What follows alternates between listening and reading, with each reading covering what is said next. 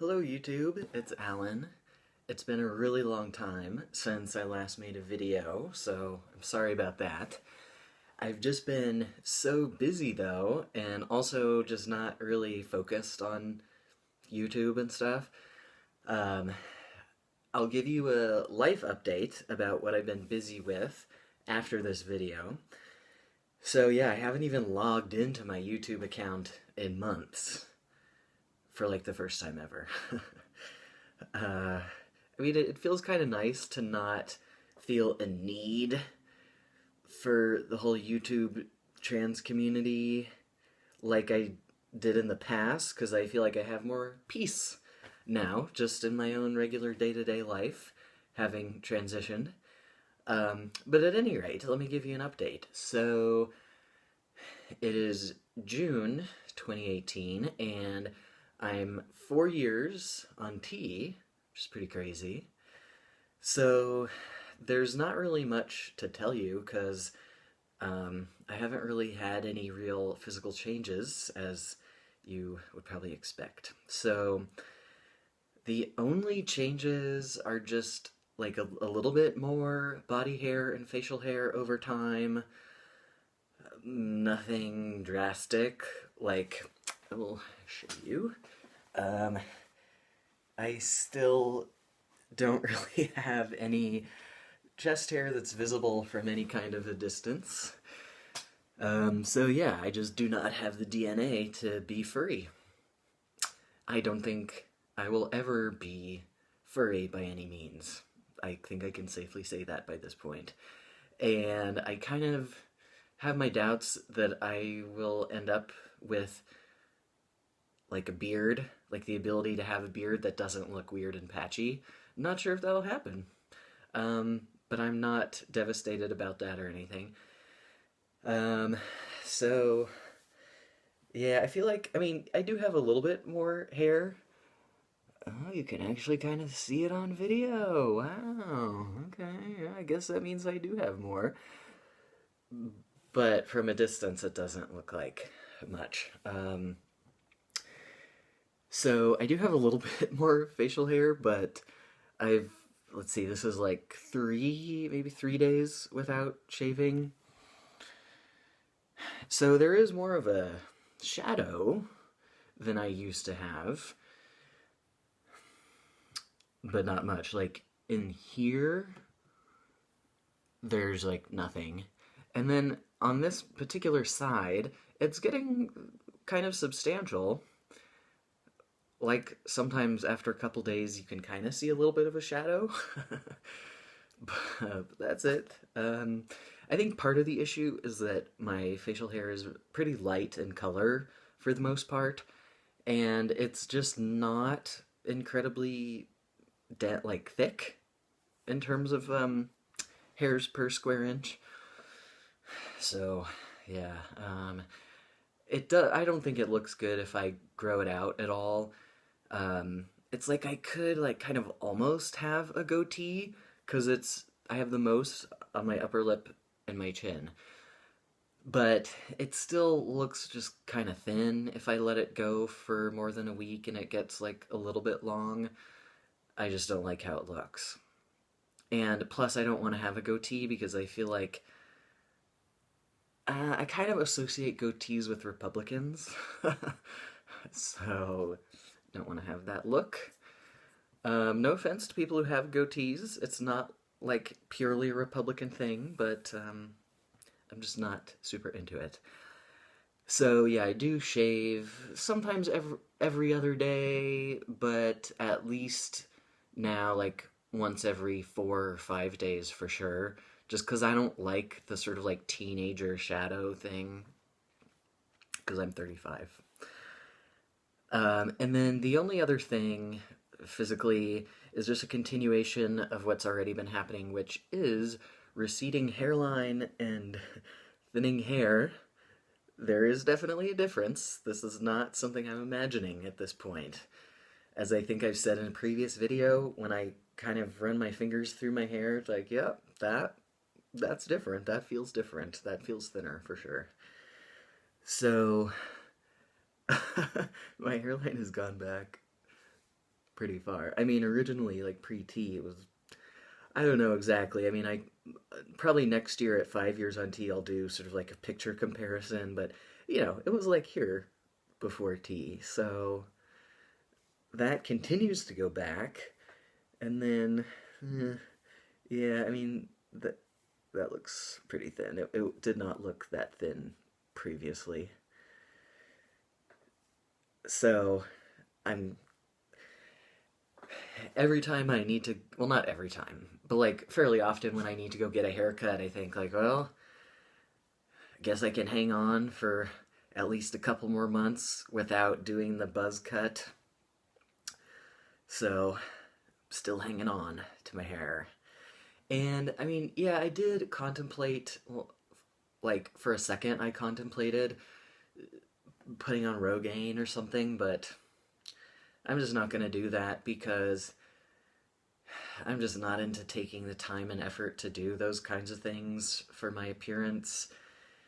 And, if it were a magical cure, then all guys would be doing it.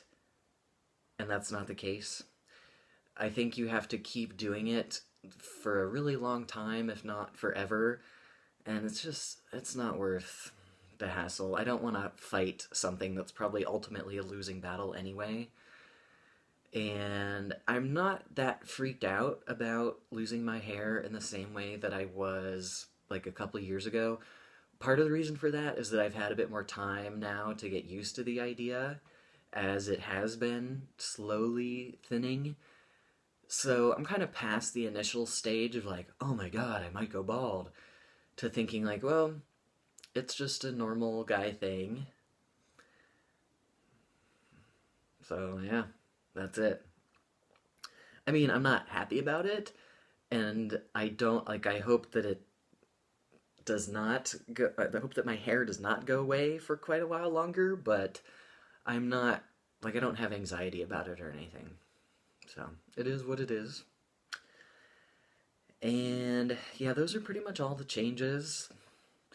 I have gained a few pounds in the last year, because I had an ongoing ankle problem, and I was not able to be nearly as active as I would have liked to be.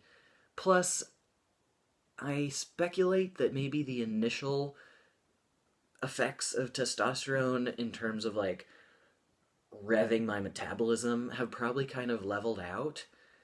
So I get the impression that I've gone from like puberty type of metabolism to more of like 35-year-old guy metabolism, because I do have a little bit of a belly. One might even call it a beer belly.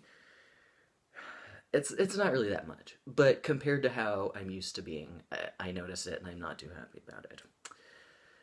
Anyway, so top surgery. I'll do a little non-update about that. It's almost 4 years since I had top surgery. It's like 3 years and 10 months. There's really no changes around that with scars or anything, or sensation, really. It's just the same. I can show you. It's kind of a bit washed out with the lighting right now because I'm so white.